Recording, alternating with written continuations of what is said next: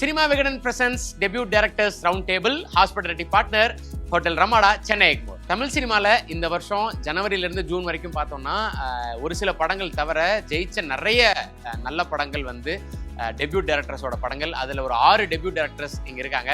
First அவங்களை welcome பண்ணிடலாம். முதலாவதா நீலிரா படத்துடைய டைரக்டர் மிஸ்டர் சோமிதரன் அண்ட் கான்சிட்டி படத்துடைய director mister Harish Durairaj and with love படத்துடைய டைரக்டர் மிஸ்டர் மதன், அங்கீகாரம் படத்துடைய director mister JP Thenpathiyan and Mayabimbam படத்துடைய director mister KG Surender and couple ஃப்ரெண்ட்லியோட டைரக்டர் மிஸ்டர் அஸ்வின். சமையல் எண்ணெய் மற்றும் உணவுப் பொருள் ஏற்றுமதியில் 20 ஆண்டு கால அனுபவம் பெற்ற ஸ்டார் எக்ஸ்போர்ட் ஹவுஸ் கயல் ஆக்ரோ ஃபுட்ஸ்.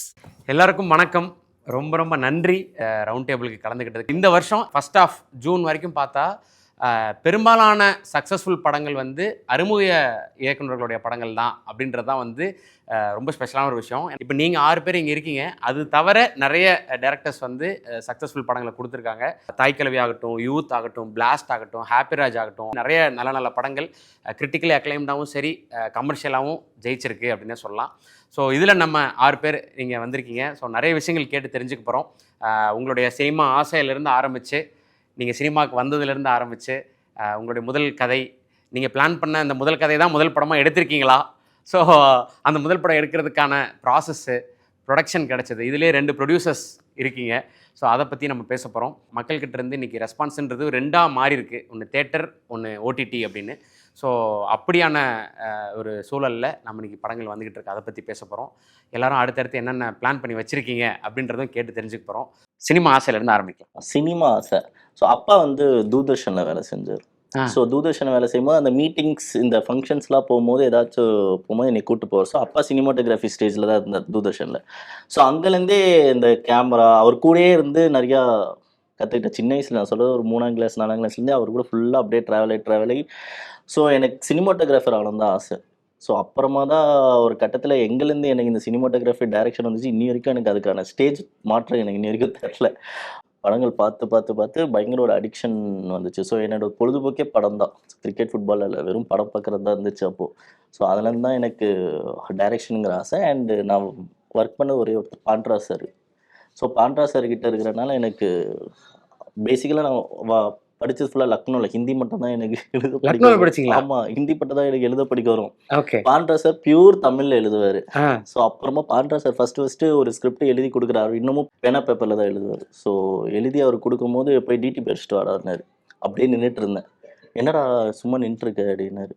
எனக்கு தமிழ்லாம் டைப் பண்ண வராது சார். நான் தமிழ் டைப் பண்ண வராதா? எனக்கு சத்தியமாக வராது சார்னா போய் கற்றுக்கோன்னாரு. ஸோ அவர் ஃபஸ்ட்டு ரிஜெக்ட் பண்ணல, போய் கற்றுக்கோ தான் சொன்னார். அப்புறமா கீழே உட்காந்து மீதி அசிஸ்டன்ட் டைரக்டர்ஸ் இருப்பாங்களே, அவங்க கிட்டலாம் ஃப்ரெண்ட்ஸ் அவங்ககிட்டலாம் கேட்டு எனக்கு எப்படி டிடிபி அடிக்கணும்னு சொல்லி கொடுங்கன்னு சொல்லிட்டு அங்கேருந்து டிடிபி அடிச்சு இப்போது ஓரளவுக்கு நல்லாவே தமிழ் எழுத தெரியும், படிக்க தெரியும், பேச தெரியும், ஓரளவு நல்லா ஃப்ளூயண்ட்டாக இருந்துச்சு. அது எல்லாமே காரணம் அவர் தான். ஸோ அங்கேருந்து எனக்கு படங்கள் இன்ஸ்பிரேஷன்னா ரொம்ப பொல்லாத நான் மகான்னு ரொம்ப பிடிக்கும். அந்த த்ரில்லர்னால் எனக்கு அவ்வளோ ஒரு ரெண்டுமே, அந்த 2 படங்களும் அவ்வளோ கோராக எனக்கு பிடிக்கும். ஃபஸ்ட்டு படம் பண்ணால் நம்ம அந்த மாதிரி ஒரு படம் பண்ணணும் அப்படிங்கிறது தான் ஃபஸ்ட்டு படம் இது எழுத ஆரம்பித்தேன். ஆனால் அந்த படம் ஃபர்ஸ்ட் ஆஃப் பண்ணல. ஸோ அந்த படம் எழுதி முடிச்சோன்னா என் க்ளோஸ் ஃப்ரெண்ட் என் கூடயே அப்படியே ட்ராவல் ஆகிட்டு இருந்தான், தினேஷ் குமார் புருஷோத்தம்னு சொல்லிட்டு, டிகேபி. ஸோ என்னாச்சு, நீ ஃபஸ்ட்டு படம் பண்ணனா ஷார்ட் ஃபிலிம் பண்ணணுன்டான்னா. அப்போது ஷார்ட் ஃபிலிம் பண்ணனா என்னடா பண்ணுறதுன்னா, சும்மா ஒரு நாள் நானும் அவனும் பெட்டில் படுத்துகிட்டே இருக்கும்போது ஒரு ஐடியா யோசித்தோம். சரி 2 பேர் ரூமுக்கு போகிறாங்க, ஆனால் அவங்களோட நோக்கம் தப்பு கிடையாது, வேறு ஏதோ ஒரு மோட்டிவ் கண்டி தான் போகிறாங்க. அப்படிங்கும்போது தான் அங்கே இருக்கிற மீதி ஃப்ரெண்ட்ஸ்லாம் இருப்பாங்களே, இதெல்லாம் வேண்டாடா நல்லா இல்லைடான்னு சொன்னோன்னே இவன் தான் சொன்னால் இது நல்லா இருக்குடா, இது அப்படியே டெவலப் பண்ணுறான்னா. அப்புறமா திரும்ப ஒரு நைட்டை டெவலப் பண்ணி வித்தின் அ வீக்கு அந்த ஷார்ட் ஃபிலிம் எடுத்து முடித்தோடனே சரி அதே பாண்ட்ரா சார்கிட்ட காமிச்சோம். பசங்க ப்ரொடக்ஷன் சேனல்லே போடுங்க சார், நடை இதில் வியூஸே வராதுறான்னாரு. சார் பரவாயில்ல போடலாம் சார், வாங்க சார் ஏன்னா ஒன்றே போட்டோன்னே நிறைய பேருக்கு ஷேர் பண்ணார். அவரே நிறைய பேருக்கு ஷேர் பண்ணும்போது எனக்கு எதிர்த்தா இங்கே ஆஃபர்ஸ் நிறையா வந்துச்சு. ஜிவி சார் சைட்லேருந்து நிறைய ஷார்ட் ஃபிலிம் பார்த்தே நிறைய கம்பெனிஸ் நிறைய பேர் கூப்பிட்டாங்க.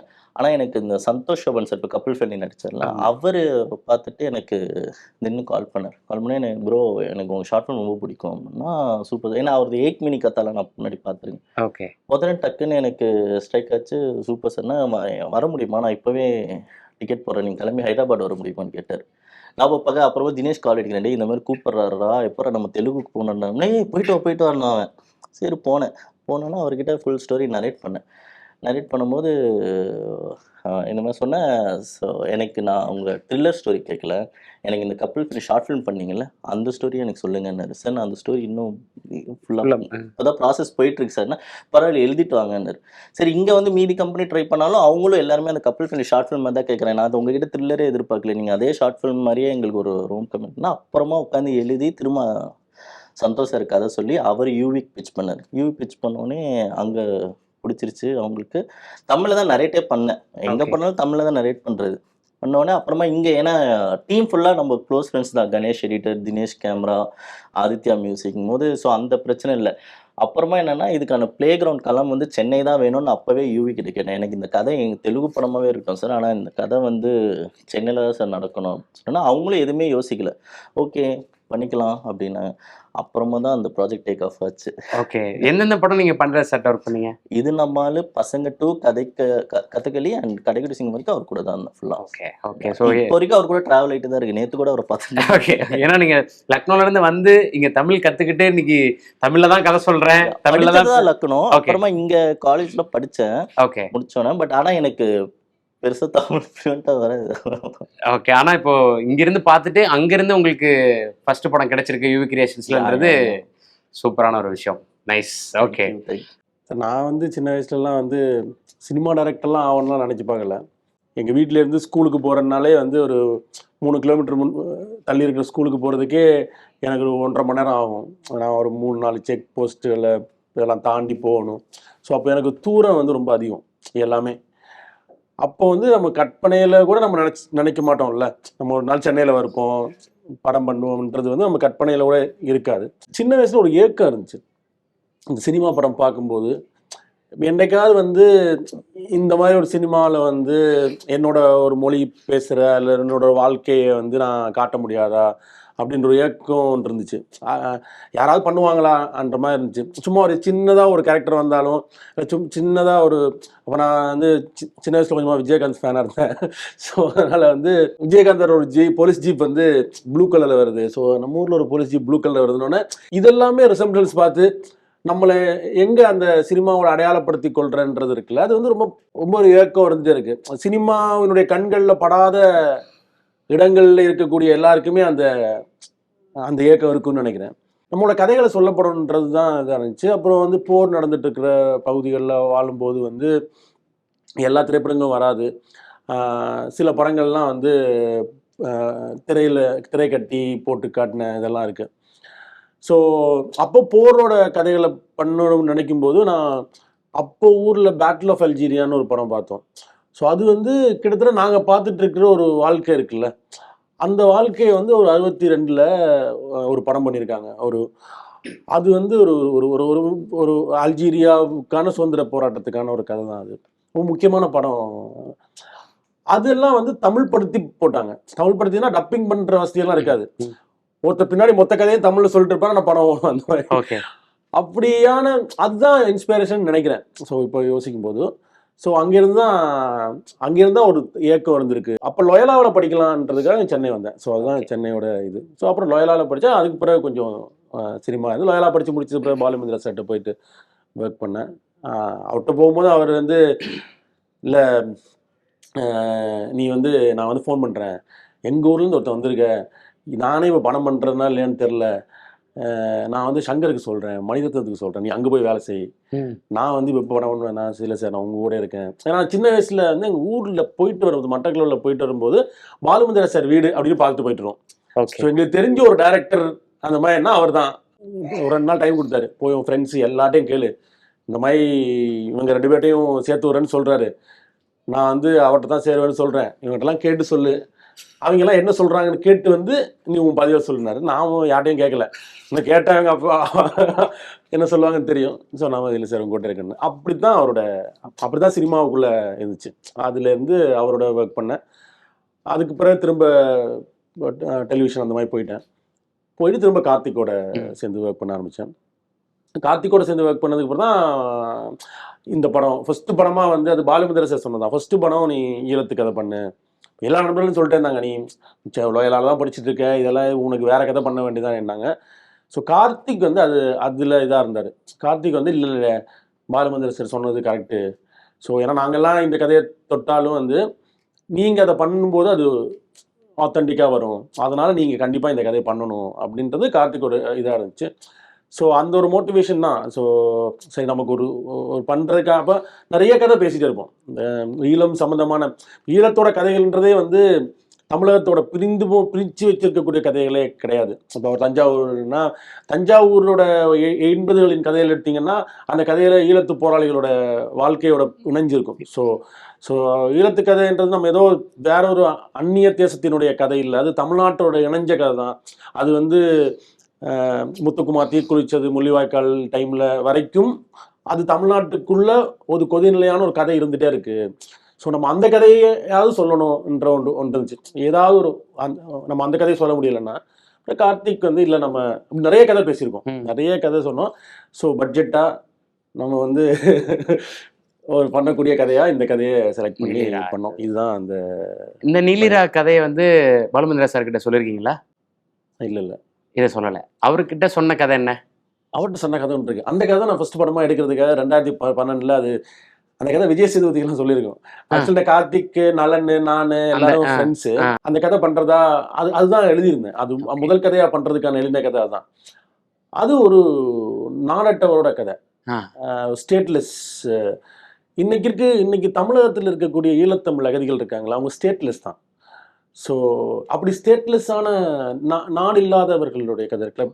பாலுமந்திரா சாருக்கே வந்து ஸ்டேட் கிடையாது, அது நிறைய பேருக்கே தெரியாது. அவர் வந்து ஒரு இலங்கை குடிமகன் என்றதையும் இழந்துட்டாரு, இந்திய குடிமகனும் ஆகலை. ஸோ ஒரு மனிதர் ஒரு உலக பிரபலமான ஒரு இயக்குனராக வந்து நாடற்றவராகவே வாழ்ந்து மரணம் அடைஞ்சு போயிருக்காரு, இவ்வளோ தேசியெல்லாம் இருந்திருக்கு. ஸோ அதனால அந்த கதையை சொன்னேன். சார் இந்த கதை வந்து உங்களுக்கு சால்வ் பண்ணணும்னு போட்டு நான் பண்ணணும் சார் அப்படின்னு சொன்னேன். ஸோ வந்து அந்த டைமில் வந்து சொல்லும்போது அது பட்ஜெட்டா அது வந்து விஜய் சேதுபதி ஆரம்ப காலம்ன்றதுனால அந்த மாதிரி ஒன்று போயிட்டு இருந்துச்சு. அதுக்கப்புறம் நான் கொஞ்ச நாள் அந்த சினிமா இருக்கிறதுலேருந்து வெளியே போயிட்டேன். வெளியே போய் நான் டாக்குமெண்ட்லாம் பண்ணேன். அதனால அங்கே எல்லாம் போயிட்டு திரும்ப வந்தபோது கார்த்திக் ப்ரொடியூஸ் பண்ணுற இடத்துக்கு இவங்கெல்லாம் கார்த்திகெல்லாம் எஸ்டாப்ளிஷ் ஆனதுனால ஸோ வந்து நம்ம ஒரிஜினலான ஈழத்து கதையை எடுப்போம், ஒரு பட்ஜெட் அங்கத்தை இருக்கிற கதையை எடுப்போம், அதுதான் எங்களுடைய ஆசை. ஃபஸ்ட்டு அதை எடுத்துட்டு அதுக்கப்புறம் இந்த கதைக்கு போகலாம் அப்படின்னு சொன்னார். ஸோ இந்த கதை அவர் சொல்லவே இல்லை. பாலுமந்திரா சார் சொன்ன கதை அது அந்த கதை இருக்கு. ஓகே, அது ஃபியூச்சரில் எதிர்பார்க்கலாம். கண்டிப்பாக அது ஓகே, வந்து பேசலாம். அண்ணா, மாயபிம்பம். நான் வந்து டைரக்டர் ஆகணுன்றது வந்து என்னோடய ஸ்கூல் டேஸ்லேருந்து நான் ஃபிக்ஸ் ஆன விஷயந்தான். ஒரு 6th ஸ்டாண்டர்ட் அந்த மாதிரி டயத்தில். ரீசன் வந்து படங்கள், நிறைய படங்கள் ஃப்ரெண்டு வீட்டில் போய் பார்ப்போம். அப்போ வந்து இப்போ இருக்க முன்னாடி சிஸ்டம் வேறையாக இருந்துச்சு இல்லை, கேசட்ஸ் அந்த மாதிரிலாம் பார்த்துட்டு இருப்பாங்க என்னோடய ஸ்கூல் டேஸில். அப்போது வந்து ஃப்ரெண்டு வீட்டில் போயிட்டு படம் பார்ப்போம். அவங்க அம்மா தான் எங்களுக்கு வந்து கைட் பண்ணுவாங்க என்னென்ன படம் பார்க்கணுன்னு. ரைட் ஃப்ரம் பிளாக் அண்ட் ஒயிட்லேருந்து எல்லா பெஸ்ட் ஃபிலிம்ஸும் வரும். எம்ஜிஆர் சிவாஜி படங்கள் சார் படங்கள்லேருந்து எல்லாமே பார்ப்போம். அப்போ என்னுடைய ஏஜ் ஃப்ரெண்ட்ஸ் வந்து படம் போட்டு 10 நிமிஷத்தில் ஓட்டுருவாங்க. ஏன்னாக்கா அவங்களுக்கு ஃபைட் இருந்ததுனா தான் படம் பார்ப்பாங்க, இல்லைனா பார்க்க மாட்டாங்க. அப்போ சின்ன பசங்களே அதுதானே. நான் உட்காந்து இது எல்லாத்தையுமே ஃபுல்லாக பார்த்துட்ருப்போம். ஸோ அப்போலேருந்தே அந்த விஷயங்கள் நம்மளுக்கு வந்து நல்ல சினிமா எல்லாமே ஒரு பீம்சிங் சார், ஸ்ரீதர் சார், அந்த மாதிரி அவங்க அந்த ஜென்ரேஷன்லேருந்தே பெஸ்ட்டு டைரக்டர்ஸோட ஃபிலிம்ஸாக பார்த்துட்டே இருந்ததுனால நம்மளுக்கு அது இன்னும் ஃபிக்ஸ் ஆகிட்டோம். ஸோ அதை நான் ஒரு 10th அந்த மாதிரி வீட்டில் அதை பிச் பண்ணிட்டே இருக்கேன். வீட்டில் நான் நேட்டிவ் கடலூர். அப்பா வந்து அசிஸ்டன்ட் டைரக்டர் ஆஃப் ஸ்டாட்டிஸ்டிக்ஸாக இருந்தார், அம்மா வந்து ஸ்கூலில் HM. ஸோ 2 பிரதர்ஸ் இருந்தாங்க. ஒருத்தர் PhD அக்ரிகல்ச்சர் பண்ணிட்டாரு, அடுத்தவர் இன்ஜினியரிங் பண்ணிட்டுருக்காங்க. ஸோ என்ன வந்து படிக்கணும், அதுதான் அவங்களுக்கு வேண்டியது படிக்கிறது தான். சினிமாலாம் சம்மந்தமே இல்லாததுனால அவங்களுக்கு இல்லை. எனக்கு மேக்ஸிமம் வந்து சென்னைக்கு வந்துடணும், ஒரு இங்கிலீஷ் லிட்ரேச்சர் ஏதோ ஒரு லயலாங்கிறத இப்போ பயங்கர காஸ்ட்லி பெட்டு, அதாவது ரெக்கமெண்டேஷன் பெருசாக இருக்கணும், அப்போ தான் அங்கே போக முடியும், இல்லைனா முடியாது. ஸோ ஏதோ ஒரு காலேஜ் அப்படின்றது நான் இருந்தேன். அவங்க அதுக்கு விடவே இல்லை. கடைசியாக BSc அக்ரியில் கொண்டு போய் போட்டாங்க அண்ணாமலை யூனிவர்சிட்டியில். அதில் தான் படித்தோம். ஸோ டிகிரி முடித்து தான் அவங்கள்ட்ட கொடுத்துட்டேன். அவங்களுக்கு என்னன்னாக்கா இந்த 4 இயர்ஸில் அவனை பிரெயின் வாஷ் பண்ணி ஹோல்ட் பண்ணிடலான்றது அவங்களோட இது. நான் அந்த 4 இயர்ஸில் அவங்கள பிரெயின் வாஷ் பண்ணிவிட்டு சர்டிஃபிகேட் மட்டும் அவங்கள்ட்ட கொடுத்துட்டு, இதான் அவங்களுக்கு 3 பசங்களையும் படிக்க வச்சுட்டேன்னு இருக்கணும், நான் மிஸ் ஆகிட்டேன்னு இருக்கக்கூடாது, அவ்வளோதானு கொடுத்துட்டு இங்கே வந்தாச்சு. இப்போ மாதிரி ஷார்ட் ஃபிலிம் ஹீரோவாக இல்லை அப்போது. அதனால் அது ரொம்ப பெரிய ஸ்ட்ரகிள். அது அசிஸ்டன்ட் டைரக்டர் ஆகணுன்றதுக்கு பயங்கரமான ஸ்ட்ரகிளாக இருக்கும். போன இடத்துலலாம் என்ன கேட்பாங்கன்னாக்கா, எக்ஸ்பீரியன்ஸ் இருக்கான்னு கேட்பாங்க. யாராவது ஒரு ஆள் கொடுத்தா தான் எனக்கு எக்ஸ்பீரியன்ஸ் வர்றதுக்கு. ஃப்ரெஷர்கிட்ட எக்ஸ்பீரியன்ஸ் இருக்கான்னு கேட்டால் எங்கே போகிறதுன்ட்டு போயிட்டு இருந்தேன். அப்புறமா சரி ஏதோ ஒரு படத்தில் வேலை செஞ்சிடணும் அப்படின்னு உள்ளே போய் அசிஸ்டண்ட் அசோசியேட் கோ டைரக்டர்னு ஃபிலிம்ஸ் ஒர்க் பண்ணிவிட்டு அதுக்கப்புறம் தான் படம் பண்ணுறதுக்கான சூழல் அமைஞ்சுது. ஃபஸ்ட்டு ஃபிலிம்னு பண்ணணும் அப்படின்னாக்கா நம்ம எவ்வளோ நல்ல ஸ்கிரிப்ட் நீங்கள் வச்சுருந்தாலும் பெரிய ஆர்டிஸ்ட்டு வந்து பிகினர்ஸ்க்கு இங்கே ஓப்பனிங் க்ளோஸ் பண்ணிட்டாங்க, ரொம்ப வருஷமாச்சு.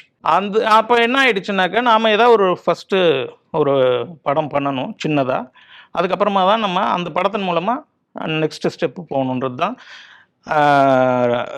இதுவாக இருந்துச்சு, கண்டிஷனாக இருந்துச்சு. ஏன் அப்படின்னா, ரெப்யூட்டட் டைரக்டர்ஸோட அசிஸ்டண்ட்டாக இருந்தால் கொஞ்சம் நம்மளுக்கு கேட்ஸ்லாம் ஓப்பன் ஆகும். பெரிய ஆர்டிஸ்டாக கூட கன்சிடர் பண்ணுவாங்க, ஓ அவரோட அசிஸ்டண்ட்டாக, சரி வாங்க கதை என்ன தான் கேட்போம். அது கூட நம்ம போக முடியாது, அந்த மாதிரி இருக்கும். அதனால் நான் என்னன்னாக்கா, ஃப்ரெஷர்ஸ் வச்சு ஃபஸ்ட்டு ஸ்கிரிப்ட் பண்ணி ஃபஸ்ட்டு பண்ணணும், அதுக்கப்புறமா நம்ம அடுத்த ஸ்டெப் போய்க்கலாம் அப்படின்னு சொல்லிட்டு அதுக்காகன்னு நான் ஃபிக்ஸ் பண்ணி பண்ணது தான் மாயபிம்பம். முதல் கதை அது கிடையாது, முதல் கதையே அதுதான். ஓகே, முதல் கதை. ஆனா நீங்க பிளானோட வந்திருக்கீங்க. இதுதான். ஓகே, பெரிய ஹீரோ பண்ண மாட்டாங்கன்றது தான். நான் ஏன்னாக்கா நான் அந்த பிராண்ட் இல்லை, பெரிய டேரக்டர்ஸோட ஏடின்ற மாதிரியான எதுவுமே நம்மள்ட்ட பிராண்ட் இல்லாததுனால ஒர்க் பண்ணது எல்லாமே சின்ன படங்கள் தான். கதை எல்லாமே 2.5 மணி நேரம் நேரேஷன் கேட்பாங்க, ஸ்கிரிப்ட் பிடிக்கும், ஆனால் ஃப்ரெஷர்ஸுக்கு அவங்க ஒத்துக்க மாட்டாங்க. அப்படின்னே போயிட்டு ஒரு பாயிண்டில் தான் நானே ப்ரொடக்ஷன் பண்ணணும் அப்படின்னு சொல்லிட்டு ப்ரொடியூஸ் பண்ணி டைரக்ட் பண்ணது மாயபிம்பம். ஹரிஷ் ப்ரோ, ஹாய் ப்ரோ, சொல்லுங்க. சினிமாவுடைய ஆசை அப்படின்னும் போது ஃபிலிம்ஸ் வந்து எல்லாரோட லைஃப்லையும் இருக்குது பிரதர். என் லைஃப்ன்ட்டு இல்லை, எல்லாரோட லைஃப்லையும் ஃபிலிம்ஸ் வந்து இருந்திருக்கு. என்னோட சைல்ட்ஹுட் டேஸில் ஃபிலிம் ஒரு பெரிய அடிக்டாகவே இருந்திருக்கேன் ஆக்சுவலாக. ஏன்னா என்னுடைய அப்பா அம்மா என்ன பண்ணுவாங்கன்னா, என்ன பிரச்சனை இருந்தாலும் வீக்கெண்ட் ஆனால் நல்ல படம் வந்துச்சுன்னா கூப்பிட்டு போயிட்டு என்னையே தம்பியை அண்ணனை கூப்பிட்டு போய் படம் பார்க்க வச்சுருவாங்க. ஒரு செலிப்ரேஷனை நான் வந்து பார்த்துருக்கேன் ஆக்சுவலாக. சினிமா ஒரு பிரமிப்பாக தான் இருந்திருக்கு எனக்கு சின்ன வயசுல எல்லாமே. ஜஸ்ட் பாஸ் ஸ்டூடெண்ட் தான் நான் ஆக்சுவலாக. விஸ்காம் எடுத்ததுக்கான ரீசனே வந்து மேக்ஸ் வராதுன்றதுக்காக தான் நான் விஸ்காமே எடுத்தேன். ஸோ என்னுடைய காலேஜில் நான் வந்து ஒரு இந்து காலேஜில் தான் படித்தேன். என்னோட காலேஜில் எல்லாருமே பார்த்தீங்கன்னா பயங்கரமாக ஃபிலிம்ஸை பற்றி பேசுவாங்க. ஆனால் எனக்கு என்னென்னா, எனக்கு ஒரு 3 ஃப்ரெண்ட்ஸ் இருந்தாங்க. என்டர்டெயின்மெண்ட் புனைகையில் வர மாதிரியான ஒரு 3 ஃப்ரெண்ட்ஸு. மச்சான் படிக்கிறோம், முச்சோன்னு ஃபாரினில் போகிறோம், செட்டில் ஆகிறோம், இந்த மாதிரி தான் எனக்கு ஒரு கோலே இருந்தது ஆக்சுவலாக. ஆனால் அந்த ஒரு 3 இயர்ஸ் அவங்க கூட ட்ராவல் பண்ணும்போது எல்லா படங்களையும் பார்க்கக்கூடிய ஒரு சான்ஸ் இருந்துச்சு. கூட இருக்கவங்க எல்லாருமே வந்து ஃபிலிம் பற்றி பயங்கர ஷார்ட் ஃபிலிம்ஸ் இருப்பாங்க, நம்மளும் போயிட்டு ஒர்க் பண்ணுவோம், எல்லா இதுவும் பண்ணுவோம். ஆனால் எனக்கு அதில் பெருசாக இன்ட்ரெஸ்ட் இல்லாத மாதிரி தான் இருந்துச்சு. ஆனால் வழக்கம் போல் வந்து அந்த ட்ரீமாகவே போயிடும் இல்லையா. ஸோ ரியாலிட்டி மறுபடியும் வேற ஒரு வேலைக்கு போகணும், ஒரு ஐடி அந்த மாதிரியான விஷயங்கள்ல போய் தான் மறுபடியும் ஜாப் வந்து ஸ்டார்ட் பண்ணேன். அதில் என் காலேஜ் ஃப்ரெண்ட் ஒருத்தர் என்ன பண்ணான்னா, ஒரு படத்தில் போயிட்டு ஒர்க் பண்ணிட்டான், அசிஸ்டன்ட் டைரக்டரா ஜாயின் பண்ணிட்டான். அவன் என்னன்னா, அவன் எனக்கு ரெகுலராக கால் பண்ணுவான். நான் ஒரு ஐடியில் ஒர்க் பண்ணிட்டு இருந்தேன் ஆக்சுவலாக. ஒர்க் பண்ணிருந்தப்ப அவனுக்கு நான் ரெகுலராக என்ன பண்ணுவேன்னா, அவனுக்கு ஆக்சுவலாக வந்து பெருசாக டிஸ்கஸ் பண்ணி எழுதுறதுக்கு இதெல்லாம் வந்து சின்ன பிரச்சனை இருந்துச்சு. அவன் என்ன பண்ணுவான், அந்த டைரக்டர் கிட்ட இதெல்லாம் தெரியும்னு சொல்லி ஜாயின் பண்ணிட்டான். ஆனால் எனக்கு கால் பண்ணி வச்சா இதெல்லாம் பண்ணட்டா அப்படின்னு நான் எல்லாமே இந்த மாதிரி சின்ன ஹெல்ப் பண்ணிட்டே இருக்கும்போது எனக்கு அந்த படம் வந்து ஒரு ரொம்ப இன்ட்ரெஸ்ட் இருந்துச்சு. ஒரு நாள் அவன் என்ன பண்ணா, ஒரு நாள் டேய் இன்னொரு ஆப்பர்ச்சுனிட்டி இருக்கு, ஏடி ஆப்பர்ச்சுனிட்டி வந்துடுறியாடா அப்படின்னோடனே நான் எதுவுமே யோசிக்கல. அப்படியே டக்குன்னு கிளம்பி வந்துட்டு, அப்புறம் வந்த உடனே நமக்கு என்ன ஒரு கோல்ல வந்திருப்போம் அப்படின்னா, போறோம் 2 வருஷம் 2 படம் ஒர்க் பண்றோம், இமிடியேட்டா படம் பண்ணிடும் அப்படின்னா கட் பண்ண 11 இயர்ஸ் ஆயிடுச்சு. ரியாலிட்டி என்ன படம் நீங்க ஃபர்ஸ்ட் ஐடியா ஒர்க் பண்ண படம்? அதான் அவர் சொன்னாரு டூஸ் அண்ட் டோன்ட்ஸ்ன்னு சொல்லிட்டு. முதல் படமே நமக்கு டோன்ட் இதெல்லாம் பண்ணக்கூடாத ஒரு படத்துல போய் மாட்டிக்கிட்டோம். சோ நம்ம நினைச்சிட்டோம் அதான் படம் நினைச்சிட்டு ஒரு வருஷம் லைஃப் தொலைச்சிருவோம், கரெக்டுங்களா? அப்புறம் தான் ஒருத்தர் ஒரு டைரக்டர், ஒரு நாள் பெரிய டைரக்டர் தான் ஆக்சுவலா, கூப்பிட்டு வச்சு சொன்னாரு, தம்பி இதெல்லாம் படம் இல்லை, ஒரு நல்ல படத்தில் போயிட்டு ஒர்க் பண்ணி ஒரு நல்ல டேரக்டர் கிட்ட போய் எப்படியாவது ஒர்க் பண்ணணும்னா, எனக்கு அந்த படத்துல மேனேஜர் வந்து ஒரு படத்தில் ஒர்க் பண்ணுறதுக்கான அசிஸ்டண்டாக ஒர்க் பண்ணுறதுக்கான வாய்ப்பு கொடுத்தாரு, கார்த்திக் நரேன் அவர் கூட. ஓகே. ஸோ அந்த படம் ஃபுல்லாக எதெல்லாம் பண்ணக்கூடாதுன்னு கற்றுக்கிட்டேன்.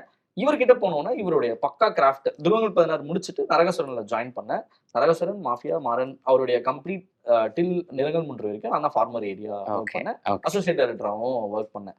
ஸோ அவர்கிட்ட நிறைய லேர்ன் பண்ணியிருக்கேன். ஒன் ஸ்கெடியூலில் சூப்பராக படம் எப்படி ஒர்க் பண்ணுறது, கிராஃப்டாகவே எனக்கு எனக்கு ரொம்ப பிடிக்கும் ஆக்சுவலாக. ஸோ ஒன்ஸ் என்ன ஆச்சுன்னா நம்ம கதை பண்ணிகிட்டே இருக்கோம். ஸோ நமக்கு எல்லாரும் அமெச்சூர் கிட்டு தானே, யாரும் வந்து எல்லாம் மெச்சூர்டாக ஒரு படம் பண்ணலாம் இல்லை, டவுட்டை தான் படம் பண்ணுறோம். கிளிக் ஆனோடனே நம்ம வந்து ஓகே அப்படின்ற மாதிரியான விஷயங்கள் இருக்கும். ஸோ டைம் பீரியடில் ஒரு படம் எனக்கு வந்து எக்ஸிக்யூட் பண்ணுறதுக்கான ஆப்பர்ச்சுனிட்டி கிடைக்குது. ஏன்னா நான் என்னுடைய ஃப்ரெண்ட்ஸ் படங்கள் எல்லாமே நான் தான் எக்ஸிக்யூட்டிவ் ப்ரொடியூசராக ஒர்க் பண்ணுவேன்.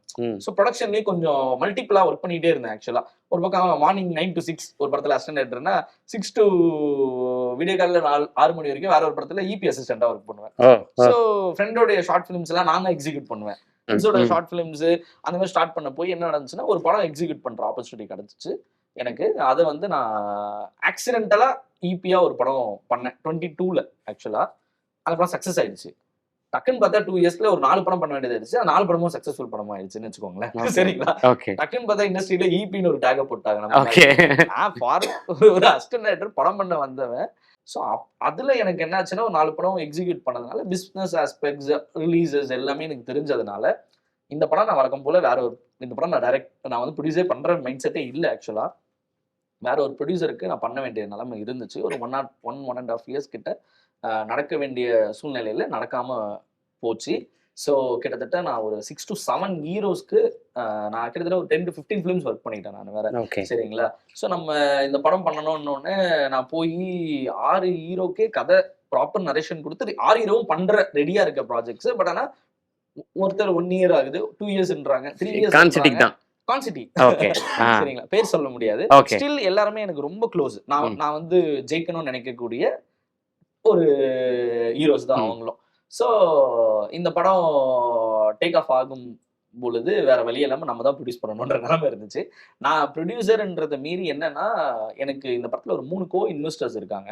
கரெக்டாக பிஸ்னஸ் பண்ணி படத்தை கொண்டு வந்து ரிலீஸ் பண்ணி கொண்டு வந்து எல்லாத்தையும் சேர்த்துருவான் அப்படின்ற ஒரு நம்பிக்கை இருந்துச்சு co-இன்வெஸ்டர்ஸுக்கு. நான் பண்ண ஒர்க்கு அந்த படங்கள் எல்லாம் ஒரு மாடல்ஸாக இருந்துச்சு எனக்கு இந்த படத்துக்கு ஆக்சுவலாக. ஸோ அப்படிதான் இந்த படம் நானே வேற வழி இல்லாமல் ப்ரொடியூசர் கம் டைரக்டராக பண்ண வேண்டியது இருந்துச்சு. ப்ரொடியூசராக ஒர்க் பண்ணும்போது இன்னும் மோர் ரெஸ்பான்சிபிலிட்டி இருந்துச்சு. Everything falls in a right பிளேஸ்ன்னு சொல்லுவாங்க இல்லையா? அந்த மாதிரி எனக்கு இந்த படம் இத்தனை வருஷம் ஒர்க் பண்ண அந்த எக்ஸ்பீரியன்ஸ் எல்லாமே கான்ஃபிடென்ட்லேயே பண்ணல பிரதர். நான் எக்ஸ்பீரியன்ஸ்ல தான் பண்றேன். அப்புறம் எதெல்லாம் மைனஸ்ன்னு சொன்னாங்களோ அது எல்லாமே நான் இதுல வந்து கன்ஸ்ட்ரக்டிவா வந்து பிளஸ்ஸா ஒர்க் பண்ணேன். ஸோ இன்னைக்கு ப்ராஃபிட்டபிளான ஒரு ரீசனபிள் எல்லாருக்கும் போட்ட காசை கொடுத்து ஒரு சக்சஸ்ஃபுல் ப்ரொடியூசராகவும் டைரக்டராகவும் அதுதான். ஸோ படத்தை பண்ணி இப்போ உங்க முன்னாடி உட்காந்துட்டு இருக்கேன். சூப்பர். இதுதான் சூப்பர். இவங்கெல்லாம் வந்து சினிமாவுக்கு வேண்டியே இருந்தவங்க. எனக்கு சினிமாவுக்கு சம்மந்தமே கிடையாது. நான் முதல் திரைப்படமே 12 வயசுல தான் பார்த்தேன். அதுவும் பக்கத்து வீட்டுக்காரர் வந்து அப்பெல்லாம் ஊர்ல கல்யாணம் பண்ண ஒரு சின்ன பையனை கூட்டு போனதுக்கு நீ 7வது படிக்கும்போது என்ன கூட்டு போனாங்க. ராஜராஜன் தியேட்டர்ல பாட்ஷா படம் பாக்குறதுதான் முதல் தியேட்டர் படம். அப்போ நம்மளுக்கு எந்த விதமான தொடர்புமே கிடையாது. சினிமா பார்த்தா அடிக்கிற குடும்பத்துல பிறந்த புள்ள. சினிமாவுக்கு வர்றதுக்கு வந்து காரணம் வந்து 2009. அதுக்கு முன்னாடி நான் செலிபிரிட்டிஸ் வீட்டுல செக்யூரிட்டியா வேலை செஞ்சிருக்கிறேன்.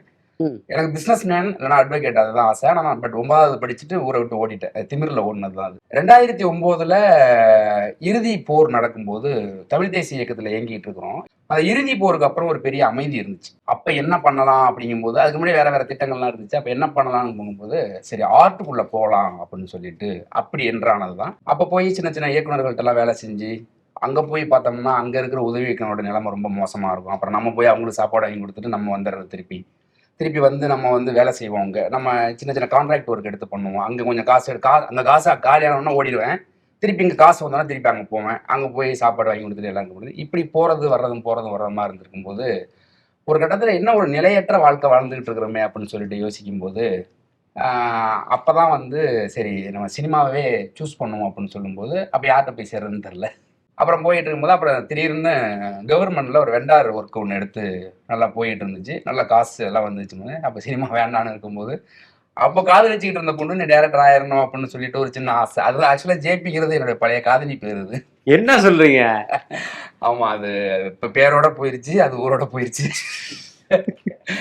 அந்த மாதிரி அப்படி இருக்கும்போது அந்த காதல் எல்லாம் ஒரு பிரச்சனைல இருக்கும்போது அப்போ வந்து ஒரு நாள் குறிக்கிறேன், 3ஆம் தேதி நம்ம சாக போறோம் அப்படின்னு சொல்லிட்டு நல்லா நாளெல்லாம் குறிச்சிட்டு அந்த சாவை நோக்கி காத்திருக்கும் போது ஒரு ஃபோனு, கும்மிடி பூண்டியில் உட்காந்து கல் குடிச்சிட்டு இருக்கிறேன், ஒரு ஃபோனு, ரஞ்சித் அண்ணன்.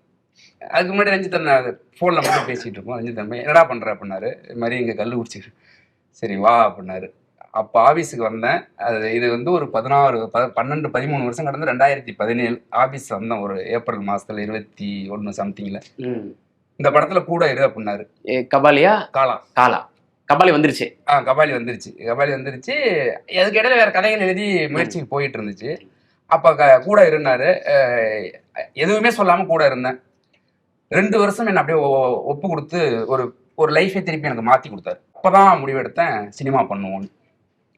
அப்போ சினிமா பண்ணணும்னு முடிவெடுக்கும் போது 2019 அவரை விட்டு வெளில வந்துட்டு முயற்சிகள் முதல்ல யோகி பாபு சாருக்கு ஒரு கதை சொல்லி கமிட் ஆகி இருந்துச்சு. அவங்க ஃப்ரெண்ட் சர்க்கிள்லேயே ப்ரொடியூஸ் பண்ணுறதா இருந்துச்சு. அப்போ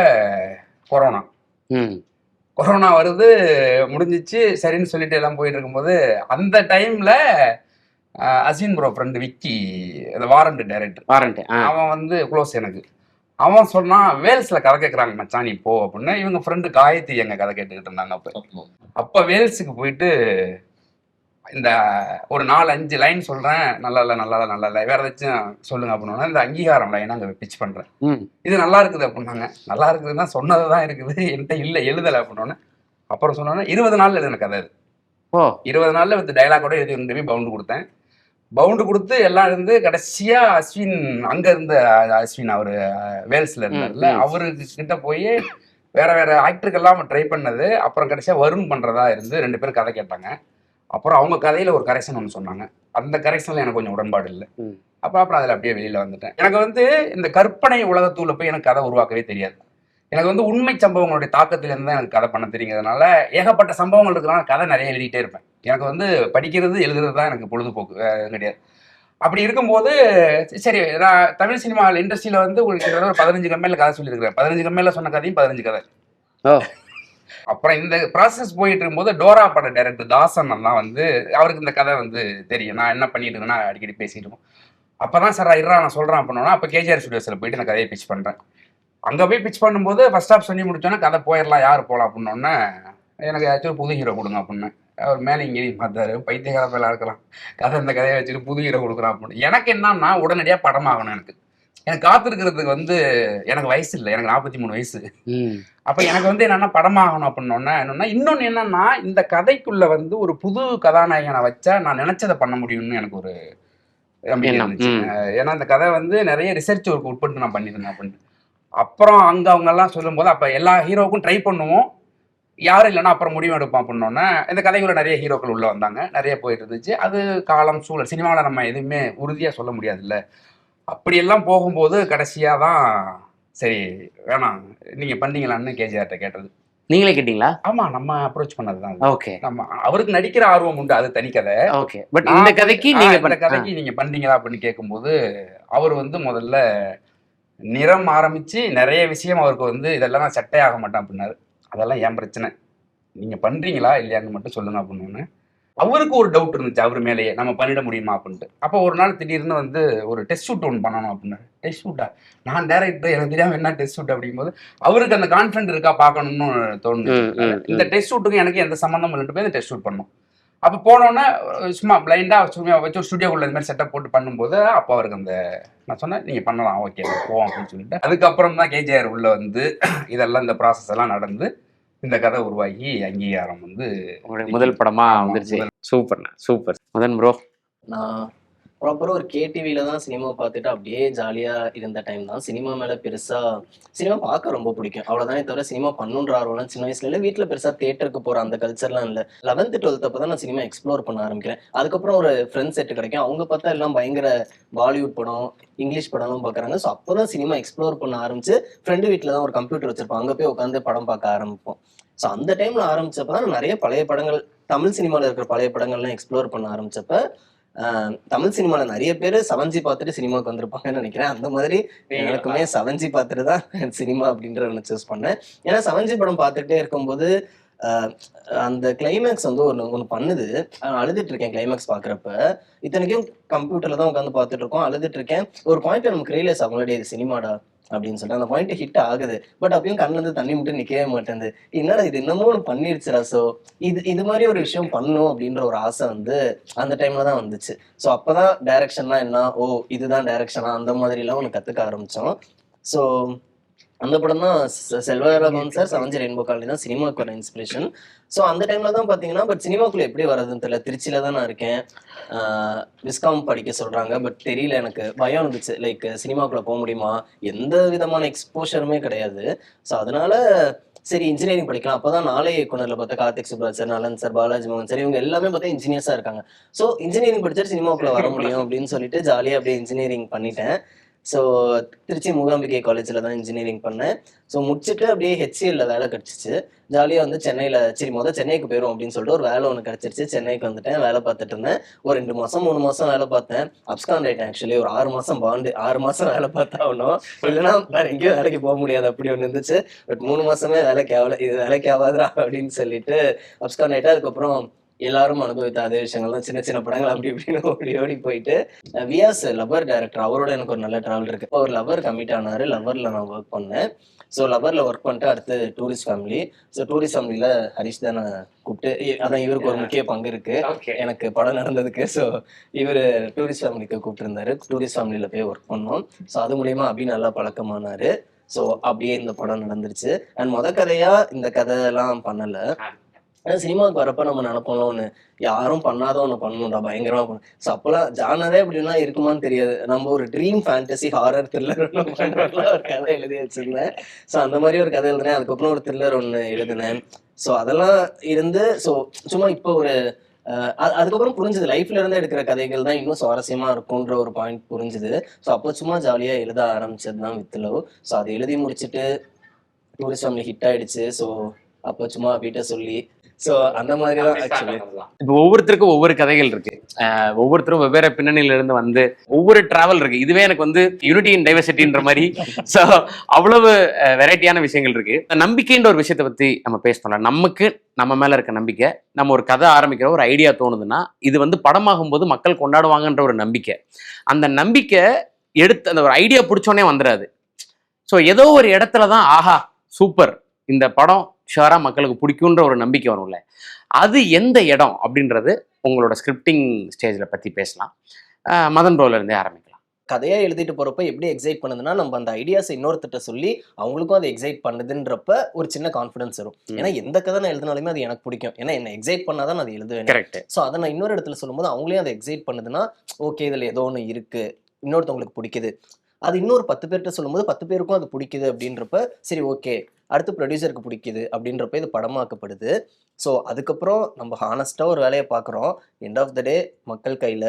மற்றபடி எழுதும் போதே நமக்கு, எனக்கு இப்போ வித்தில் எழுதும் போது எல்லா இடத்துலையும்ன்றதை தாண்டி ஒரு ஆர்கானிக்காக என்ன தோணுதோ அப்படியே அழகாக அப்படியே எழுதிட்டு வந்தேன். எனக்கு அந்த ப்ரொபோசல் சீன் மட்டும் நான் சொல்லும் போதும் சரி எழுதும் போதும் சரி எனக்கு ஒரு சின்ன கான்ஃபிடன்ஸ் இருந்துச்சு. இந்த சீன் இப்போ படம் என்ன ஆனாலும் இந்த சீன் ஓரளவு ஒரு நல்ல பேர் கிடைக்கும்டா அப்படின்ற ஒரு ஃபீல் எனக்கு கிடைச்சிது. அதுவும் நான் ரொம்ப ஹையாலாம் சொல்ல, இன்னைக்கு நிறைய பேர் அதை கொண்டாடுறாங்க, நான் அந்த அளவுலாம் யோசிக்கல. ஆனால் ஒரு பர்சனலாக இருந்துச்சு, ஓகே இந்த சீன் அப்போ ஏதோ ஒன்று நடக்கும் இந்த சீனில். அதே உங்க பர்சனல் கதை அங்கிருந்து எடுத்தது தானே சொன்னீங்க.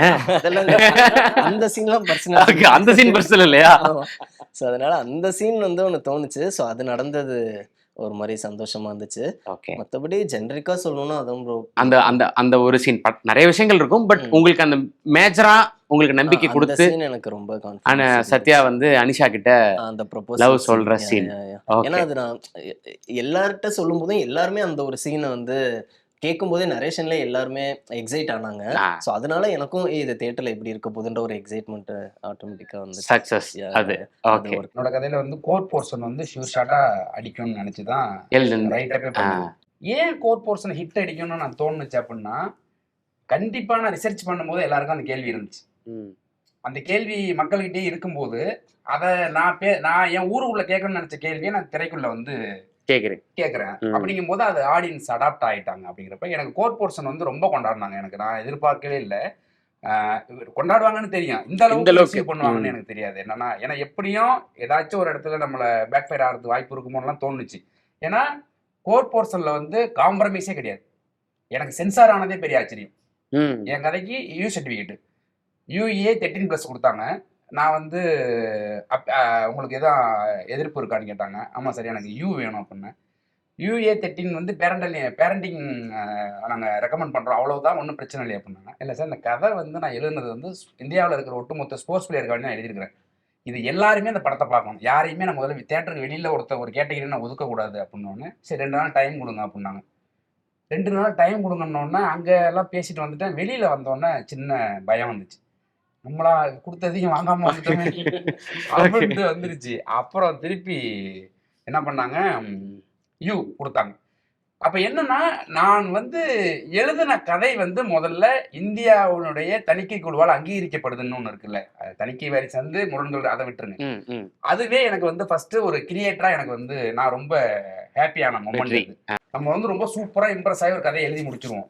திடீர்னு ஒரு நாள் இதெல்லாம் கதையான்னு தோண ஆரம்பிச்சு நம்மளுக்கே வந்து இதா இருக்கும், ஒரு சந்தேகம் வரும். திருப்பி ஒரு 2 நாள் வேற வேற முகங்களை பார்த்துட்டு வேற வேற அனுபவங்கள்ல போயிட்டு வந்தோம்னா சரி சூப்பர் கதைரா அப்படின்னு ஒன்று தோணும். அது வந்து கதைகள்ல சொல்ல எல்லாத்துலேயுமே அது ஒன்று தோணும்.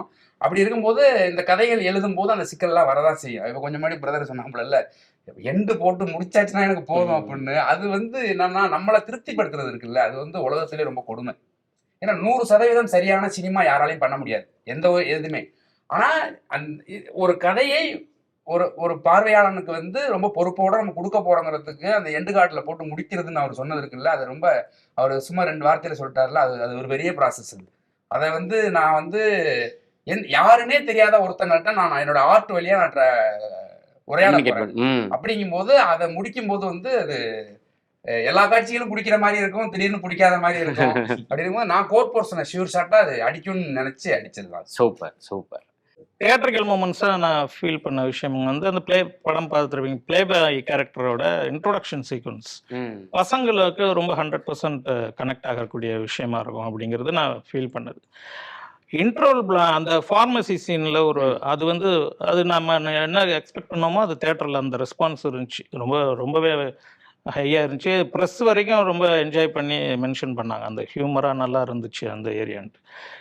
இன்ட்ரோல் பிளாக்ல ஹீரோயின் வந்து ஹீரோவை திரும்பி ஒரு பார்வை பார்த்துட்டு போவா, ஒரு பார்வை பார்த்துட்டு போவா, அதுதான் இன்ட்ரோல் பிளாக்கு. அந்த ஷாட் வந்து நான் ரொம்ப மெனக்கெட்டு பண்ண விஷயம். அது வந்து இது எல்லாருமே மென்ஷன் பண்ணக்கூடியதாக இருக்கும், எல்லாரையும் டிஸ்டர்ப் பண்ணுற ரியாக்ஷனாக இருக்கும், ஷார்ட்டாக இருக்கும் அப்படின்னு சொல்லி பிளான் பண்ணி பண்ணது. அது நிறைய பேஜஸில் டைலாகாக வரும், யூஸ்வலாக படங்களில் வரும். அதை நம்ம ஒரு ரியாக்ஷனில் அதை கடத்துறதுக்கான நம்ம ட்ரை பண்ணியிருந்தேன்.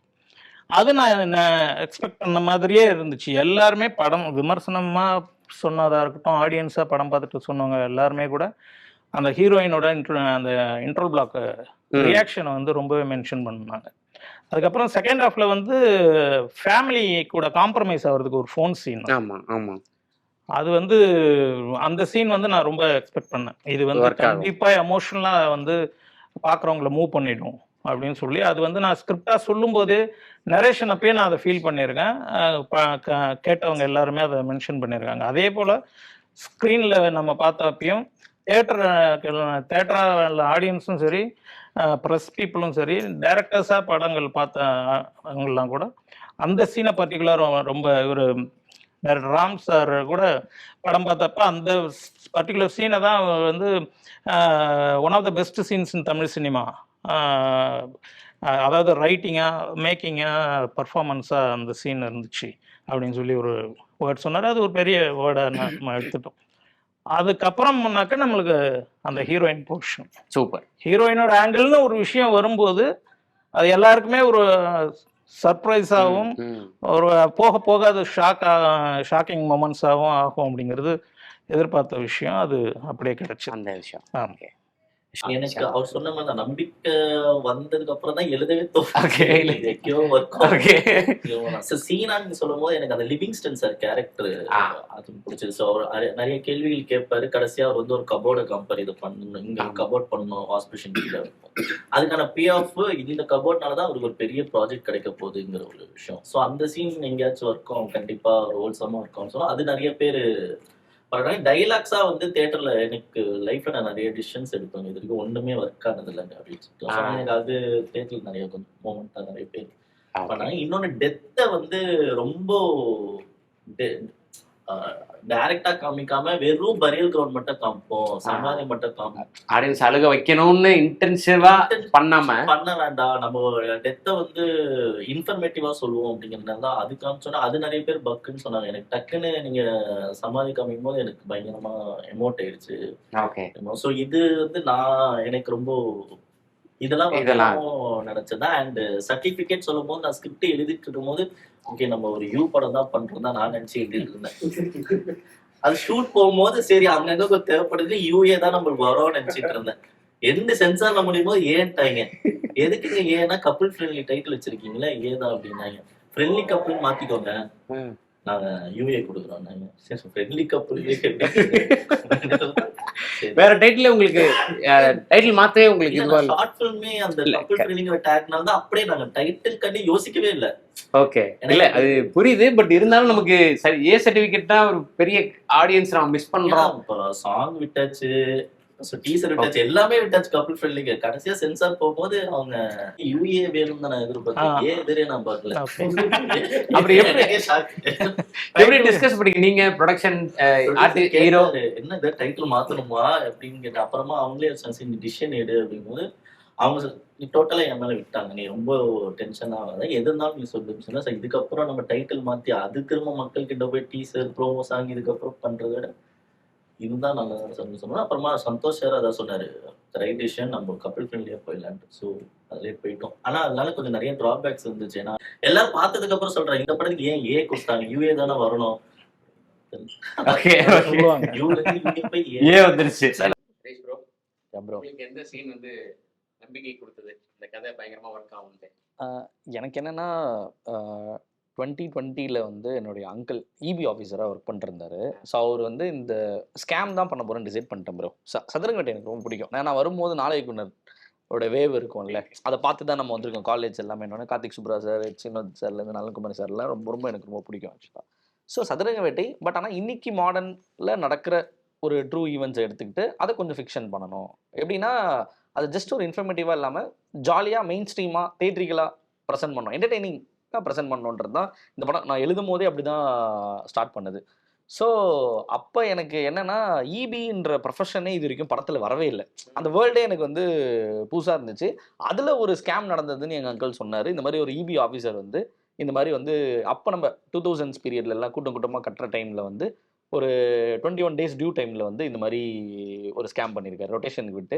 ஒரு பாயிண்ட் என்ன நினச்சுன்னா அந்த ஒரிஜினல் கதையில் என்ன நடந்துட்டுனா அவரோட நோட் புக் வந்து தொலைஞ்சு போயிடுச்சு அப்படின்ற மாதிரி சொல்லியிருந்தார். ஆக்சுவலாக நோட் புக் தொலைஞ்சு போய் கரெக்டாக டியூ டேட்டுக்கு முன்னாடி கட்டிடுவார். நோட் புக் தொலைஞ்சு போனதுனால இப்போ நிறைய இடத்துல கட்டவே இல்லை, கரண்ட் பிடுங்க ஆரம்பிச்சிருவாங்க. அப்போ நிறைய இடத்துல கரண்ட் கட் ஆகி கொஞ்சம் கொஞ்சமாக அந்த இபி ஸ்டேஷனுக்கு வராங்க.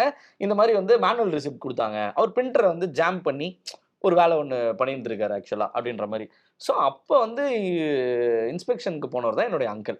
ஸோ அதை செக் பண்ணும்போது இந்த மாதிரி வந்து நிறைய அந்த ஏரியாவில் குட்டி குட்டி கரண்ட் கட் ஆகி இந்த விஷயம் நடந்திருக்குன்னொன்னே எனக்கு அந்த ஸ்கேமும் அது ஒரு ஏரியாவே கரண்ட் கட் ஆச்சு அப்படின்றது இருக்குல்ல, அதை வந்து எனக்கு ஒரு இன்டர்வல் பிளாக்காக நான் ஃபிக்ஸ் பண்ணிட்டேன். இந்த இடம் எனக்கு நான் ஷோராக ஒர்க் ஆகும்னு நினச்சேன். இன்டர்வல் பிளாக் எனக்கு பக்காவாக ஷார்ட்டடு. ஸோ கண்டிப்பாக கிளைமேக்ஸ் வந்து எனக்கு டிசப்பாயின்ட் பண்ணாதுன்னு எனக்கு முன்னாடியே தெரியும். பேக் டு பேக் ஒரு 3 more ஸ்கேம்ஸ் ரிவீல் பண்ணியிருப்போம் நம்ம அப்படின்னும் போது அது ஆடியன்ஸ் இது வரைக்கும் பார்த்துட்டு இருந்ததுலேருந்து அப்படியே ஒரு மாற்றி ஒன்று நம்ம சொல்லும் போது ஒரு ஐ மொமெண்ட் இருக்கும்ல, அந்த மாதிரி தான் நம்ம அதை ரிவீல் பண்ணியிருந்தோம்.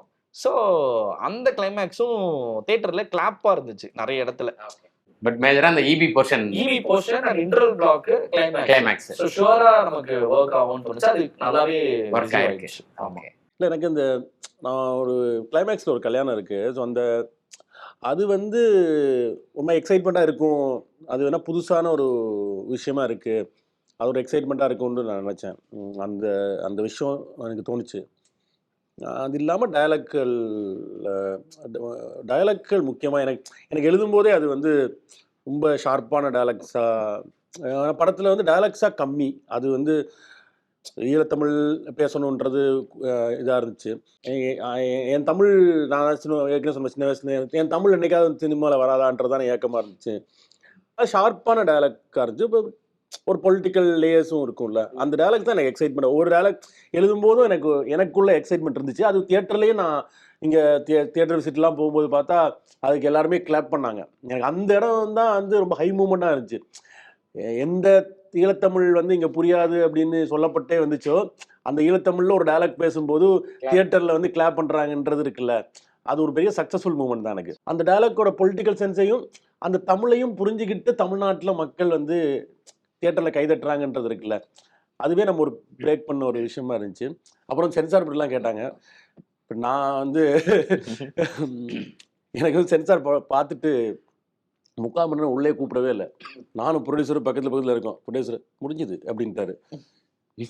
என்னது முடிஞ்சா தலைவா என்ன பண்ணுறதுன்னு இப்படியே 2 பேரும் பதட்டமாக இருக்கும். 3/4 மணி நேரம் கழிச்சு தான் உள்ளே கூப்பிட்டாங்க. அடுத்து ஈழம் பற்றி நிறைய கதைகள் இங்கே வந்திருக்கு. அந்த நிறைய கதைகளை வந்து நாங்கள் வந்து இங்கே பேன் பண்ணியிருக்கோம் அப்படின்னு சொல்லிட்டு பாஸ் விட்டாங்க. பக்குன்னு இருந்துச்சு. நிறைய ஈழத்தை பற்றி நிறைய கதைகள் இங்கே எடுக்கப்பட்டிருக்கு. அது நிறைய படங்கள் வந்து நாங்கள் வந்து பேன் பண்ணியிருக்கோம். சென்சார் கொடுக்க முடியாமல் பேன் பண்ணியிருக்கோம் அப்படின்னு சொல்லிட்டு பாஸ் இருந்துச்சு. அந்த பாஸில் அவ்வளோ பதறிடுச்சு. ஆனால் இந்த படம் அப்படி இல்லை, இது இந்த படம் எங்களுக்கு எல்லாம் பிடிச்சிருந்துச்சு அப்படின்னு பயங்கர ஃப்ரெண்ட்லியாக சென்சார் அவங்க எல்லாருக்கும் பயங்கர எமோஷனலாக பிடிச்சி ரொம்ப நிறைய ஃபாரின் ஃபிலிம்ஸு இதை பற்றிலாம் பேசிட்டு இருந்தாங்க. இந்த மாதிரி இருக்குது, இந்த உணர்வோடு இருக்குது, நீங்கள் உங்கள் இன்டென்ஷன் வந்து அந்த மக்களுடைய வாழ்க்கையை தான் சொல்லணும்னு நினைக்கிறீங்க, நீங்கள் வேறு எதுவும் பிரச்சாரம் எல்லாம் பண்ணணும்னு நினைக்கல. அந்த ஈழப்படம் ஒன்றும் சென்சார் போர்டை தாண்டி வராதுன்னு ஒரு சூழல் இருந்துச்சுல்ல, இப்போ வந்து வரும். அது இவ்வளோ அரசியல் வரைக்கும் பேச முடியுன்றது இருக்குல்ல. அதில் நிறைய டைரக்ட்ஸ் வந்து டைரக்டான பொலிட்டிக்கல் ரொம்ப டைரக்டான பொலிட்டிக்கல் டைலாக்ஸ் இருக்கும்.